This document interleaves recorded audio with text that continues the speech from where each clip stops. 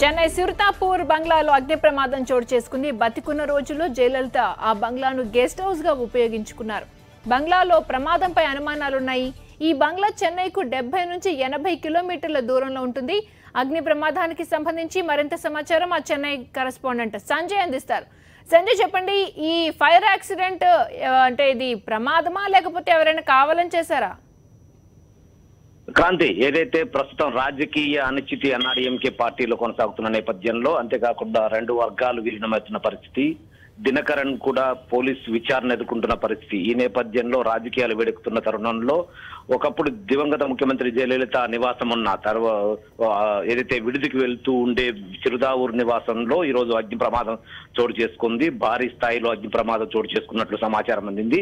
అయితే ఈ సమాచారం అందగానే భారీ సంఖ్యలో అగ్నిమాపక దళ వాహనాలతో పాటు అగ్నిమాపక సిబ్బంది కూడా అక్కడికి వెళ్లి ఆ మంటలను ఆర్పే ప్రయత్నం చేస్తున్నారు. అయితే ఇప్పటికే జయలలిత మరణానంతరం ఈ బంగ్లా ఏదైతే చిరుదావూరు బంగ్లా ఉందో, ఈ బంగ్లా ప్రస్తుతం శశికళ, దినకరన్ కుటుంబీకుల ఆధీనంలో ఉంది. ప్రస్తుతం అక్కడ దినకరన్ తో పాటు శశికళ కుటుంబీకులు ప్రస్తుతం ఆ గెస్ట్ హౌస్ లో ఉన్నారు, చిరుదావూరు బంగ్లాలో ఉంటున్నారు.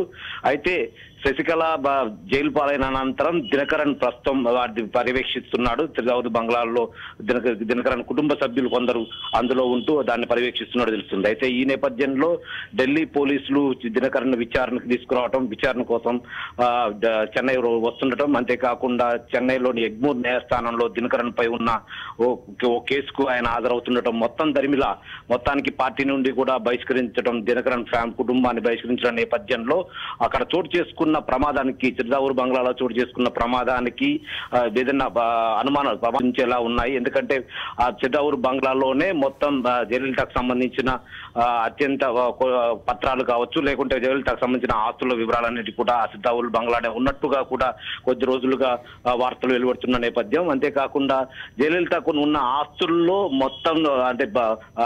ఆస్తుల్లో చిరుదావూరు బంగ్లా, అదేవిధంగా కొడనాడులోని బంగ్లా, చెన్నైలోని పోయస్ గార్డెన్ లో ఉన్న వేద నివాసం, మొత్తం 3 బంగ్లాలు కూడా అత్యంత ఖరీదైనవి చెప్పుకుంటారు. అంతేకాకుండా ప్రస్తుతం ఈ 3 కూడా శశికళ కుటుంబీకుల ఆధీనంలో ఉండటం, ఈ సందర్భంగా ఏదైతే రాజకీయాలు వేడెక్కిన నేపథ్యంలో, పార్టీ నుండి బహిష్కరించిన నేపథ్యంలో, దినకరన్ పార్టీ నుంచి గెంటి వేయబడిన నేపథ్యంలో ప్రస్తుతం అక్కడ ప్రమాదం చోటు చేసుకోవడం మాత్రం అనుమానాలు తావిస్తుందని చెప్పొచ్చు. ప్రస్తుతం మంటలు భారీగా చెలరేగుతున్నట్లు సమాచారం అందింది. అయితే దీంట్లో మంటలను ఆర్పేందుకు అగ్నిమాపక సిబ్బంది కూడా భారీ సంఖ్యలో వెళ్లి మంటలు ఆర్పే ప్రయత్నం చేస్తున్నట్లు సమాచారం అందుతుంది. క్రాంతి.